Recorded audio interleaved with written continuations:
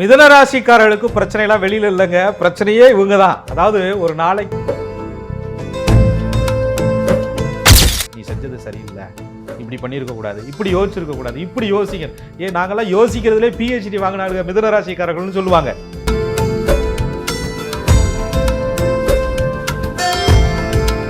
ஏற்கனவே நீ மௌன விரதம் இருக்க சொன்னா அப்புறம் என்ன சொல்றேன்னுட்டா தேவையானவர்களுக்கு.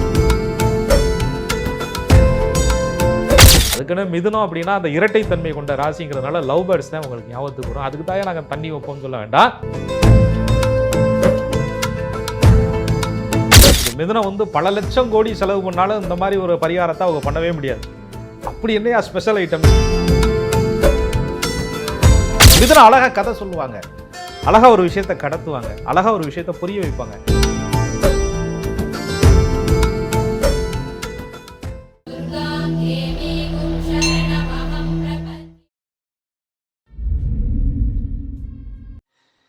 மிதுனம் செல்வத்தை ஈர்க்கும் எளிய பரிகாரங்கள்.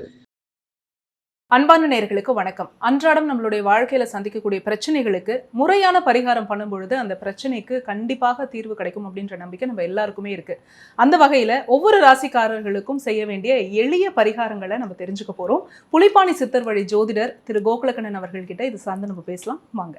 வணக்கம் சார். வணக்கம். குரு வாழ்க, குருவே துணை. நம்ம லைஃப்ல சந்திக்கக்கூடிய நிறைய பிரச்சனைகளுக்கு எவ்வளவோ பரிகாரங்கள் பண்ணியிருப்போம். இருந்தாலும் செலவில்லாம செய்யக்கூடிய எளிய பரிகாரத்துல கூட நம்ம பிரச்சனைக்கு தீர்வு காண முடியும் அப்படின்னு சொல்லியிருக்கீங்க. அந்த வகையில மிதுன ராசிக்காரர்கள் செய்ய வேண்டிய எளிமையான பரிகாரம் உங்க பிரச்சனைக்கு அப்படின்னா என்ன சார்? நீங்க சொன்ன மாதிரி செலவில்லாம செய்யக்கூடிய எளிய பரிகாரங்கள். அது என்ன செலவு இல்லாம அப்படின்னா பெருந்தொகையை கொடுத்து நிறைய வேள்விகள் பண்ணி நிறையா தான தர்மங்கள்ங்கிற பேரில் எக்கச்சக்கமாக இதை பொன் தானம் பண்ணணும், பொருள் தானம் பண்ணணும். அது இருக்கிறவங்க கொடுக்கலாம், இல்லாதவங்களையும் கஷ்டத்தில் இருக்கிறவங்களையும் மேற்கொண்டு கஷ்டப்படுத்திடக்கூடாது. பரிகாரம் என்பது நீங்கள் உங்கள் பிரச்சனையை தீர்க்கறதுக்கு தான் பண்ணுறீங்க, பிரச்சனையை உருவாக்குறதுக்கு இல்லை. அப்போ எளிய பரிகாரங்கிறதே உங்களை கஷ்டப்படுத்தாமல் நீங்கள் ஈஸியாக செய்யக்கூடியதாக உங்கள் வீட்டிலையே நீங்கள் அன்றாடம் கடைபிடிக்கக்கூடிய வாழ்வியல் முறைகளாக இருக்கணும் அப்படின்னு தான் ஞானிகள் கொடுத்துருக்குறாங்க.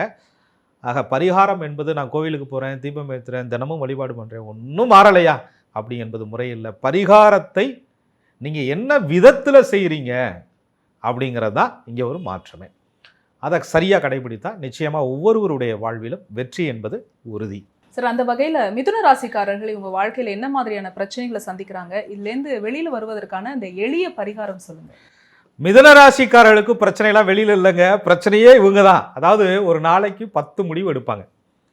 10 முடிவையும் நல்லா ரூம் போட்டு தான் எடுப்பாங்க. யோசனை பண்ணி தீர்க்கமாக அப்படியே குழம்பி நடக்கும்போது, வைக்கும்போது, தூங்கும்போது, சாப்பிடும்போது எல்லா நேரத்துலையும் யோசிச்சு ரொம்ப அப்படியே பிரச்சனையிலேருந்து வெளியில் வந்துடணும்யா அப்படின்னு முடிவு எடுப்பாங்க. அந்த 10 முடிவும் சரிதானாங்கிறதுக்காக திரும்ப ஒரு 3 முடிவு எடுப்பாங்க. ரெண்டையும் சேர்த்து 13 முடிவையும் மறுநாள் மாற்றிடுவாங்க.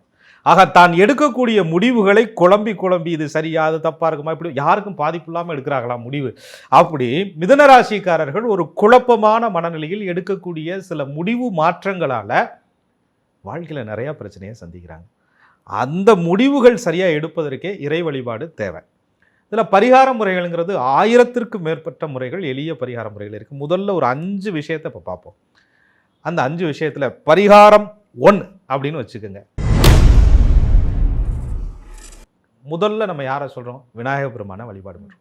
மிதுன ராசிக்காரர்கள் புதன் பகவானுடைய அம்சம் பெற்றிருக்கிறனால, புதன்னா கல்வி கிரகம், வித்தை கிரகம், அறிவு கிரகம், ஞான கிரகம் எல்லாத்தையும் கொடுக்கக்கூடிய சரஸ்வதியினுடைய அம்சம். விநாயக பெருமானுடைய வழிபாடை இவர்கள் முதலிலே தொடங்க வேண்டும். புதன்கிழமை ஆச்சுன்னா விநாயகர் கோயில் வாசலில் நின்றணும். அங்கே போய் 2 நெய் தீபத்தை ஏற்றிட்டு பிள்ளையார் முன்னாடி நல்லா தோப்பு கரணம் போட்டு நல்லா சுற்றி 9 முறை சுற்றி வலம் வந்து ஓம் விக்ன விநாயகாங்கிற மந்திரத்தை சொல்லி கணபதியே நமகன்னு சொல்லி அவரை எப்படி நீங்கள் மனமுருகி வேண்டுறீங்களோ அந்த அளவிற்கு உங்களுடைய வாழ்க்கையில் மிகப்பெரிய மாற்றங்கள் வரும். மிதுன ராசிக்காரர்கள் எந்த செயலை தொடங்குவதற்கு முன்னாடியும் விநாயக பெருமானை வழிபாடு செய்வது அவங்க வாழ்க்கையில் ஒரு துவக்க புள்ளியாக அடுத்த நல்ல வளர்ச்சிக்கான ஒரு மாற்றமாக அவர்களுக்கு அமையும். விநாயகர் கோயிலுக்கு சும்மா போக வேண்டியதில்லை, அருகம்புல் கொண்டுட்டு போனால் ரொம்ப சிறப்பு. மிதுன ராசிக்காரர்கள், மிதுனம் என்பது பச்சை நிறத்தை குறிக்கக்கூடியது. பச்சை நிற பொருட்களை தர்மமாக கொடுப்பது மிதுன ராசிக்காரங்களுக்கு எளிய பரிகாரமாக சொல்லுது. விநாயகர் கோயிலில் போய் சும்மா தோப்புக்கரணம் போட்டு தீபம் ஏற்றி வழிபாடு பண்ணாமல், ஐயா நான் எடுத்த முடிவை நானே மாற்றாமல் இருக்கிறதுக்கு எனக்கு அனுகூலம் பண்ணணும் அப்படின்னு சொல்லி விநாயகரிடம் வேண்டி வந்தால் மிதுனத்திற்கு ஒரு நல்ல மாற்றம் கிடைக்கும். இது பரிகாரம் 1. மிதுன ராசிக்காரர்கள் சில சமயங்கள்ல மன அமைதி இல்லாம தவிப்பாங்கல்ல சார், மன அமைதி கிடைக்கிறதுக்கு பரிகாரம் சொல்லுங்க. மன அமைதி கிடைப்பதற்கு பச்சை நிறத்தை அதிகமாக பயன்படுத்தணும். அதாவது பச்சை நிற ஆடைகளை உடுத்தலாம். பெண்களாக இருந்தால் பச்சை நிற புடவைகளை அதிகமாக உடுத்தலாம். பச்சைக்கும் புதனுக்கும் சம்பந்தம் உண்டு. மிதுன ராசிக்காரர்களை ஆளக்கூடிய கிரகம் புத பகவான். புதனுடைய அம்சம் இவர்களுக்கு வேணும். பச்சைனால ஒரு சாந்தங்க, பச்சை கொடி காட்டுறாங்கன்னு சொல்றாங்கல்ல, வழி விடுவது அப்படின்னு அர்த்தம். ரெடியா இருக்கு, பாதை தயாரா இருக்கு, நீங்க போவதற்கான வழி திறக்கப்பட்டிருக்கிறது, தடை ஏதும் இல்லை அப்படின்னு சொல்லக்கூடியது பச்சை. மிதுன ராசிக்காரர்களுடைய வாழ்க்கையில தடைகள் நிறைய வரும்போது, சோதனைகள் வரும்போது, இவர்களை தடுத்து நிறுத்தும் போது, இவர்களை கட்டுப்படுத்தும் போதுதான் இவங்க மன அமைதி கெட்டுப்போகுது. இவருடைய முடிவுக்குள்ள இன்னொருத்தர் வந்து, ஏற்கனவே நாங்க முடிவெடுத்து வச்சிருக்கிறதே பெரும்பாடு, அந்த முடிவுக்குள்ள இன்னொருத்தர் வந்து முடிவை மாற்றும் பொழுதுதான் நீ செஞ்சது சரியில்லை, இப்படி பண்ணியிருக்க கூடாது, இப்படி யோசிச்சிருக்க கூடாது, இப்படி யோசிங்க. நாங்கெல்லாம் யோசிக்கிறதுலே PhD வாங்கினாங்க மிதுன ராசிக்காரர்கள்னு சொல்லுவாங்க. அவர்களையே இன்னொருத்தர் மாற்றும் பொழுதுதான் இவர்கள் மனக்குழப்பத்திற்கு ஆளாகிறாங்க. அந்த முடிவை மாற்றாமல் இருப்பதற்கு பச்சை நிறம். பச்சையை போட்டோன்னே அதிர்ஷ்டம் வந்துருமாயா? அப்படி கிடையாது. சாந்தத்தை கொடுக்கும், மன அமைதியை கொடுக்குங்க. அதனால பச்சை நிற பொருட்களை இவர்கள் அதிகமாக பயன்படுத்தணும். பச்சை நிற ஆடைகளை தர்மமாக கொடுத்தால் மிக நல்லது. அதே போல் படிக்கின்ற மாணவர்களுக்கு நோட்டு, புக்கு, பேனா, எழுதுபொருள் சிம்பிளாக அவங்க வாங்கி, அன்றைய நாள் குழப்பமாக இருக்கா யாருக்காவது ஒருத்தருக்கு, உங்களுக்கு தெரியும்ல, ஒரு கஷ்டத்தில் இருக்கக்கூடிய மாணவர்களுக்கு கொடுத்தீங்கன்னா மன அமைதி அன்றைய தினமே உங்களுக்கு ஏற்படும். மிதுன ராசிக்காரர்களை சில சமயத்துல மத்தவங்க வந்து இவங்களுடைய மனசை மாத்துறதுனால, இந்த மனமாற்றத்தினால தடுமாற்றத்துக்கு ஆளாகிறாங்க. இந்த தடுமாற்றத்திலேருந்து வெளியில வர்றதுக்கு ஒரு பரிகாரம் சொல்லுங்க. மிதுன ராசிக்காரர்கள் மன தடுமாற்றத்திலிருந்து வெளியில வர்றதுக்கு, மிதுனாலே தகவல் தொழில்நுட்பம் தான். அதனே பூரா டெக்னாலஜியும் கற்று வச்சிருக்கக்கூடிய ஒரு ஆட்கள். பேச்சு, கம்யூனிகேஷன், ஒன்றை இன்னொரு இடத்துல இருந்து கடத்தக்கூடிய ஒரு தன்மை. அதனால தான் இதை வந்து 3ஆம் இடம் அப்படின்னு சொல்றாங்க. அந்த 3ஆம் இடத்தினுடைய எல்லா காரகத்துவமும் காலச்சக்கரத்துக்கு இருக்கிறதுனால இவங்க பேசுறது, இவங்க செயல்படுறது, இவங்க கம்யூனிகேட் பண்ற விதமே அழகா இருக்கும். ஆனா அந்த முடிவை இன்னொருத்தர் மாற்றும் போது இவங்க வாழ்க்கை ரொம்ப தெளிவில்லாம போயிடும். அப்படி இருக்கணும்னா இவர்களுக்கு அந்த தொடர்புங்கிறது, அன்னைக்கு என்னது, ஒரு இடத்துல இருந்து ஒரு செய்தியை கொண்டுட்டு போனது புறாதான், தூதுன்னு சொல்றாங்க இல்லையா? ஆக இவர்களுக்கு பறவைகளுக்கு தினமும் சிறிது தானியமாவது தண்ணீர் வைப்பது, பறவைகளுக்கு இரையிடுவது, மிதுன ராசிக்காரர்களுக்கு ஒரு மனமாற்றம், தடுமாற்றம் இல்லாமல் தெளிவான முடிவு பிறப்பதற்கு சாத்தியமாக அமையும். அந்த உயிர் அப்படியே சாப்பிட சாப்பிட அந்த உயிர் அந்த நீரை அருந்த அருந்த உங்கள் வாழ்க்கையில் நிம்மதிங்கிறது கண்டிப்பாக கிடைக்கும். அதுக்குன்னு மிதுனம் அப்படின்னா அந்த இரட்டைத்தன்மை கொண்ட ராசிங்கிறதுனால லவ் பேர்ட்ஸ் தான் உங்களுக்கு ஞாபகத்துக்கு வரும். அதுக்கு தான் நாங்கள் தண்ணி வைப்போம்னு சொல்ல வேண்டாம், காகமும் பறவை தான். ஆக மிதுன ராசிக்கு சனி பகவான் அனுகூல கிரகம், 9 கூடைய பாக்கியாதிபதி. சனி பகவானுக்கு நம்ம காகத்தை அம்சமாக சொல்கிறோம். ஆக கருப்பு நிறம் கொண்ட எந்த காக்காயே வெள்ளை நிறத்தில் இருந்தாலும் சரி, மிதுன ராசிக்காரர்கள் எந்த உயிராக இருந்தாலும் அந்த பறவைகளுக்கு உணவு தானம் செய்வது இவர்கள் வாழ்க்கையில் தடுமாற்றங்களை நிச்சயமாக குறைக்கும். அப்போ கோவிலில் இருக்கிற புறாக்களுக்கெல்லாம் இவங்க தானியங்கள் அந்த மாதிரி கொடுக்கலாம். கோவிலுக்கு போன மாதிரியும் ஆச்சு, எளிமையான பரிகாரம் செஞ்ச மாதிரியும் ஆச்சு சார். சூப்பர். அடுத்ததாக செய்யக்கூடிய பரிகாரம் மிதுன ராசிக்காரர்களுக்கு என்ன? மிதுன ராசிக்காரர்களுக்கு பாயிண்ட் நம்பர் 4 அப்படின்னா இருக்கிறதுலேயே ஒரு சிறந்த பரிகாரங்க இது. மிதுனம் வந்து பல லட்சம் கோடி செலவு பண்ணாலும் இந்த மாதிரி ஒரு பரிகாரத்தை அவங்க பண்ணவே முடியாது. அப்படி என்னையா ஸ்பெஷல் ஐட்டம்னு கேட்டிங்கன்னா மௌன விரதம். ஆனால் அது மிதுன ராசிக்காரர்களால் அந்த மௌன விரதத்தை மட்டும் கடைபிடிக்கவே முடியாது. பேச்சு நின்று போச்சுன்னா மிதுனத்தினுடைய மூச்சே நின்ன மாதிரி.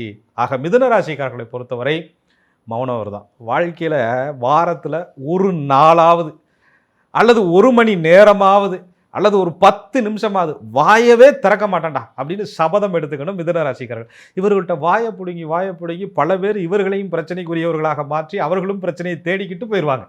ஆக மிதுன ராசிக்காரர்கள் தேவையில்லாதவர்களிடத்திலே பேச்சை குறைத்துக் கொள்வது செல்வ வளத்தை இவர்களுக்கு அதிகரிக்கும். தேவையில்லாதவர்களிடத்திலே தன்னுடைய நேரத்தை செலவழிக்காமல் இருப்பது மிதுன ராசிக்காரர்களுக்கு செல்வ வளத்தை அதிகரிக்கும். அந்த நேரங்களில் மிதுன ராசிக்காரர்கள் மௌனமாக இருந்து கொண்டு மகாவிஷ்ணுவை பிரார்த்தனை செய்தால் செல்வ வளம் நிச்சயமாக இவர்களுக்கு அதிகரிக்கும். சரி, நீங்க சொன்ன இந்த 4 பரிகாரமுமே ரொம்ப எளிமையா இருந்தது, நல்லாவும் இருந்தது.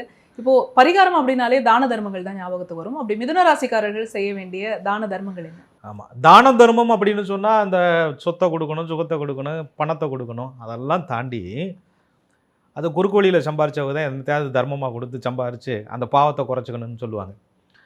ஆனால் கஷ்டப்பட்டு உழைக்கக்கூடிய, படித்து தன்னுடைய அறிவால் பிழைக்கக்கூடிய, தன்னுடைய ஞானத்தால் பிழைக்கக்கூடிய மிதுன ராசிக்காரர்கள் சிறந்த தானமாக அறிவு தானம் அப்படின்னு சொல்லப்படுது. இவங்களே ஒரு அறிவு பெட்டகம். அப்போ தன்னுடைய அறிவுக்கு எட்டிய விஷயங்களை பிறருக்கு சொல்வதன் மூலியமாக மிதுன அழகாக கதை சொல்லுவாங்க. அழகா ஒரு விஷயத்தை கடத்துவாங்க, அழகா ஒரு விஷயத்தை புரிய வைப்பாங்க, அழகா பேசக்கூடிய ஒரு ஸ்கில் மிதனத்தினுடைய ஸ்கில். அதை செய்யும் பொழுதே இவர்களுக்கு ஏற்கனவே நீ மௌன விரதம் இருக்க சொன்னா அப்புறம் என்னையா சொல்றேன்னுட்டா, தேவையானவர்களுக்கு, கஷ்டத்தில் இருப்பவர்களுக்கு, ஏழை எளிய மாணவர்களுக்கு உங்களுடைய அறிவை தானமாக கொடுங்கள். அது மிதனத்தினுடைய செல்வ வளத்திற்கும் அவர்களுடைய மன அமைதிக்கும் மிகப்பெரிய நல்ல விஷயங்களை அவங்களுக்கு கொண்டுட்டு வந்து சேர்க்கும். நீங்க சொல்லியிருக்கக்கூடிய இந்த 5 பரிகாரங்களுமே உண்மையாவே ரொம்ப எளிமையான பரிகாரமா இருக்கு. இது செய்யும் போது இவங்களோட பிரச்சனைகள் எல்லாமே தீர்வு கிடைக்கும்ல சார்? பார்ப்பதற்கு எளிமையாக இருக்கும், புண்ணியம் பல கோடியாக இருக்கும். மிதனராசிக்காரங்க இதெல்லாம் தொடர்ச்சியா செய்யும் போது இவங்களுடைய மனம் மாறுங்க. மனம் மாறுனா முடிவுகள் மாறுங்க, முடிவுகள் மாறுனா வாழ்க்கையே மாறும். நம்பிக்கையோடு செய்யுங்கள். பல 100 பரிகாரங்களை அடுத்தடுத்த பகுதியில் தொடர்ந்து பார்க்கலாம். பல 100ன்னு சொல்லியிருக்கீங்க சார். உண்மையாவே பரிகாரம் அப்படின்னாலே நிறைய செலவு பண்ணுவோமோ, இல்ல இது பண்றது கொஞ்சம் கஷ்டமா இருக்குமோன்னு நினைப்போம். ஆனா உண்மையாவே ரொம்ப எளிமையான பரிகாரங்களா இருந்தது. தொடர்ச்சியா மிதுன ராசிக்காரர்களுக்கு நீங்க சொன்ன மாதிரியே இன்னும் நிறைய பரிகாரங்கள் நாங்க கேட்டு தெரிஞ்சுக்கிறோம். நன்றி சார். நன்றி. குரு வாழ்க, குருவே துணை. என்ன நேயர்களே, இந்த வீடியோல நாங்க பேசின இந்த விஷயம் உங்களுக்கு பிடிச்சிருந்தது அப்படின்னா லைக் பண்ணுங்க, கமெண்ட் பண்ணுங்க, ஷேர் பண்ணுங்க. இதே மாதிரியான வீடியோஸ் தொடர்ச்சியா நம்ம சேனல்ல அப்லோட் பண்ணிட்டே இருக்கோம். இது எல்லாமே உங்களோட யூடியூப் நோட்டிஃபிகேஷன்ஸ்ல ஆட்டோமேட்டிக்கா வரணும் அப்படின்னா ஆஸ்ட்ராலஜர் கோகுல கண்ணன் யூடியூப் சேனலை உடனடியாக சப்ஸ்கிரைப் பண்ணிக்கோங்க. பக்கத்தில் இருக்கக்கூடிய பெல் ஐக்கானை மறக்காம கிளிக் பண்ணிடுங்க. மிக்க நன்றி.